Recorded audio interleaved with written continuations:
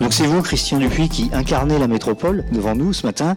Et donc je vais vous donner la parole avec peut-être quelques interrogations à la fois sur l'ambition de cette métropole, sur l'articulation avec les autres territoires de l'Île-de-France, et puis sur la question du logement que vous connaissez bien et sur laquelle vous pourrez peut-être nous éclairer en matière de stratégie métropolitaine, même si les choses vont se construire là encore progressivement. Donc je vous laisse la parole.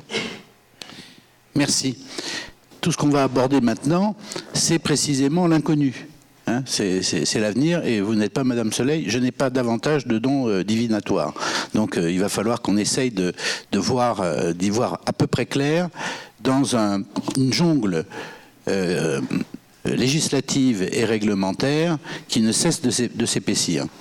Alors, vous avez fait référence à l'œuvre de mon illustre prédécesseur Henri Sellier, prédécesseur à plus d'un titre puisqu'il était maire de Suresnes pendant 23 ans. Moi, je n'en suis qu'à 33 ans.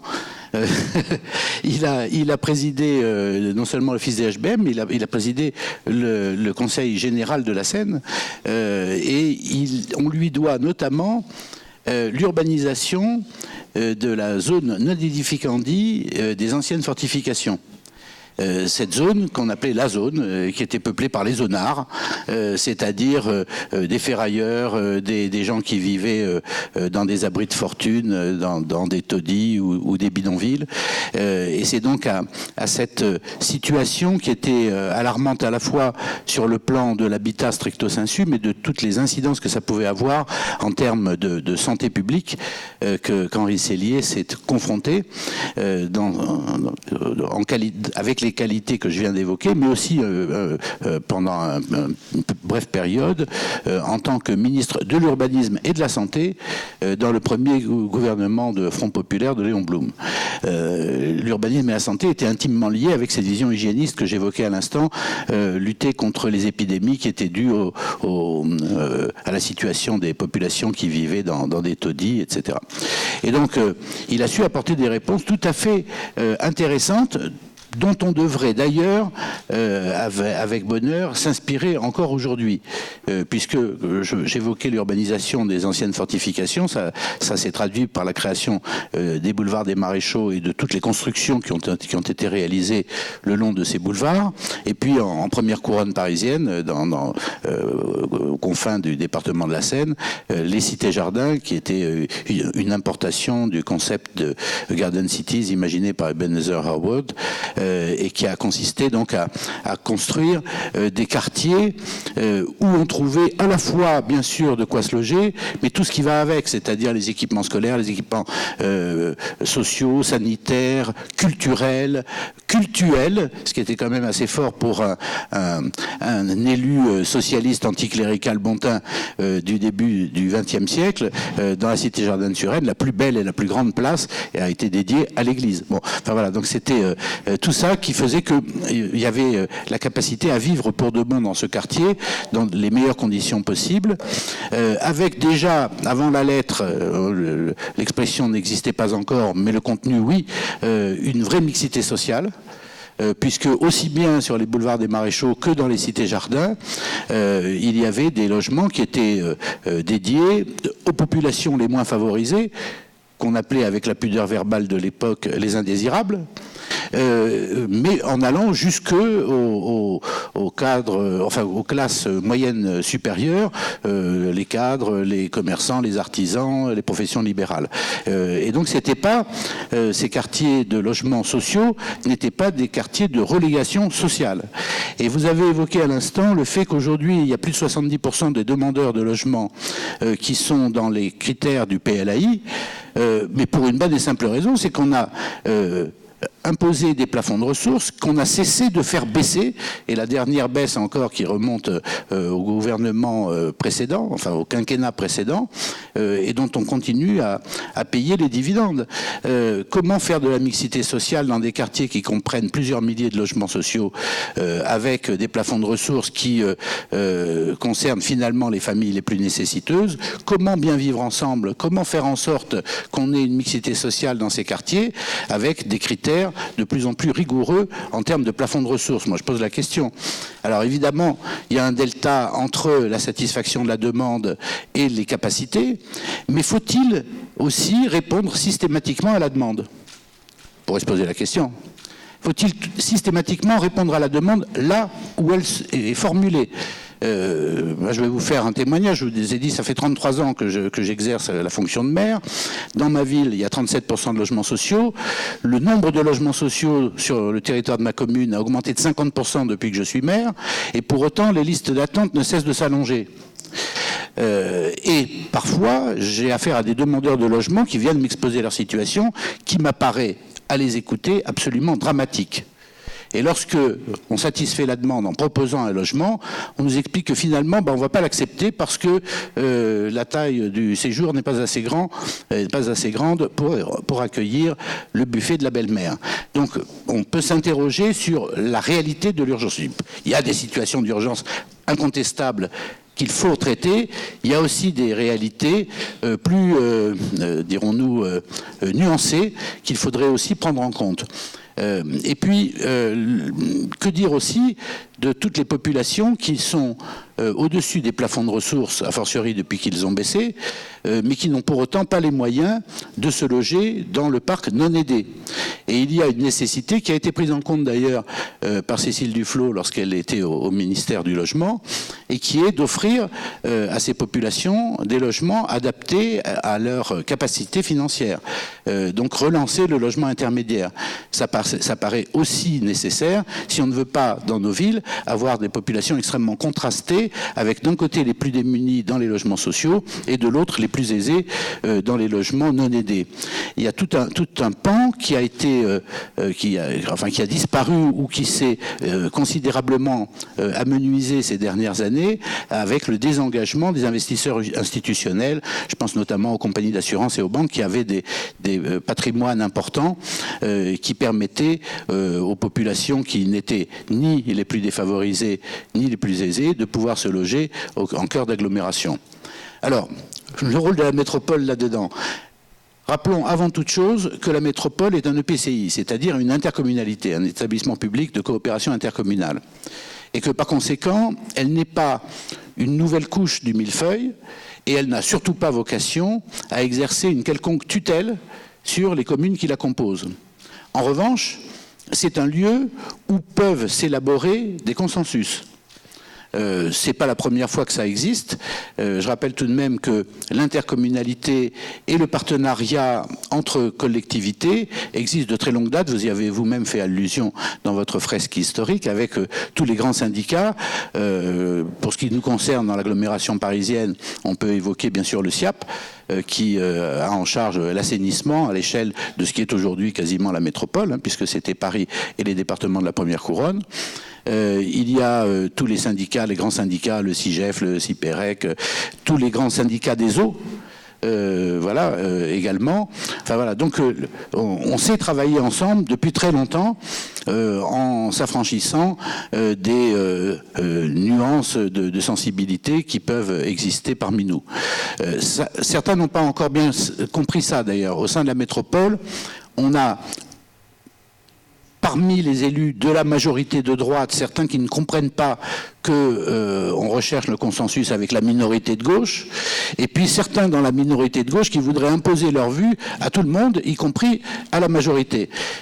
C'est pas comme ça, et l'intercommunalité, c'est un travail qui se fait ensemble, en essayant de trouver des consensus et en essayant de ne pas imposer quoi que ce soit aux uns ou aux autres. Nous sommes les uns et les autres élus du suffrage universel, nous avons une égale légitimité et nous avons été élus par des populations qui nous ont confié les fonctions que nous exerçons sur des programmes que la métropole n'a pas vocation à faire disparaître. La notion de coopérative de ville, moi, elle me tient à cœur. C'est pas moi qui l'ai inventée, c'est mon voisin, Patrick Jarry. Lorsque nous avons constitué avec Nanterre et avec Rueil, Suresnes, Rueil et Nanterre, la seule intercommunalité en Île-de-France créée ab initio, dès l'origine, entre communes n'ayant pas les mêmes majorités politiques. Et donc, comment faire en sorte que des communes qui n'ont pas les mêmes majorités politiques, qui n'ont pas les mêmes priorités et les mêmes choix, puissent pour autant travailler ensemble? Ça s'est avéré beaucoup moins compliqué qu'on pourrait l'imaginer, parce qu'en définitive, il y a un certain nombre de constantes qui existent, quels que soient les engagements politiques des édiles. Il y a des objectifs, des priorités qu'un maire doit prendre en considération, quelle que soit son appartenance politique. Et on a pu le faire en bonne intelligence avec ce concept précisément de coopérative de ville. Et je voudrais citer un exemple qui est au cœur du sujet qui nous préoccupe aujourd'hui et qui est celui de l'élaboration de notre PLH. Lorsque nous avons mis en place notre PLH à l'échelle de la communauté d'agglomération du Mont-Valérien, il y avait 3 situations différentes. À Nanterre, environ 60% de logements sociaux. À Suresnes, 37%. À Rueil, environ 20%. Donc 3 préoccupations qui n'étaient pas les mêmes. À Nanterre, ville populaire et qui entendait le rester. Le maire impose 40% de logements sociaux dans tout programme neuf. Bon. À Suresnes, ville de mixité sociale et qui entend le rester, et qui entend même essayer de faire en sorte que cette mixité sociale se décline le plus harmonieusement possible, quartier par quartier. Pas d'imposition de pourcentage automatique, mais un dialogue avec les constructeurs, avec les opérateurs, pour, selon les quartiers, selon la configuration des quartiers, demander qu'un pourcentage donné de logements sociaux soit réalisé, ou au contraire, qu'il n'y en ait pas, si l'on est dans des quartiers où il y a plus de 80% de logements sociaux, comme c'est le cas de certains quartiers de Suresnes. Donc, au coup par coup, une définition plus fine du nombre de logements sociaux requis selon les configurations des différents quartiers. Et enfin, à Rueil, 20%, enfin un peu plus de 20%, le seuil imposé désormais étant de 25%, il était nécessaire pour le maire de Rueil d'imposer un pourcentage, non seulement pour ne pas baisser, mais pour essayer d'atteindre les 25% et de s'y maintenir.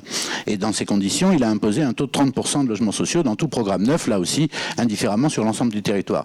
Donc on avait 3 conceptions différentes, 3 règles différentes à intégrer dans un même PLH. Ça s'est fait, on a fait un PLH qui était une forme de patchwork avec ces 3 obligations différentes, avec ces 3 critères différents pour les territoires de chacune des 3 communes. Notre PLH a été validé par le CRHH avec quelques remarques acerbes concernant Suresnes qui n'imposait pas uniformément un pourcentage de logements sociaux sur l'ensemble des programmes, mais enfin il a été validé quand même. Et je me suis fait très vite une raison de ces remarques acerbes qui étaient liées certainement à une méconnaissance du terrain par ceux qui les avaient formulées. Donc voilà. Et donc pour ce qui concerne le futur PMHH, Programme métropolitain de l'habitat et de l'hébergement, on commence par collecter. On commence par collecter les différents PLH déjà préexistants à l'instauration de la métropole. Et au-delà de ces PLH, qui sont très loin de couvrir l'intégralité du territoire, on collecte également les projets de PLH en cours d'élaboration, et même les PLH retoqués par le CRHH, pour voir comment ils pourraient être modifiés pour être finalement acceptables. Et puis pour le reste, c'est-à-dire pour tout le reste du territoire où il n'y a pas encore de PLH, il y a quand même un certain nombre d'indications dans les PLU qui vont également être collectées, qui vont nous aider à élaborer ce futur PMHH.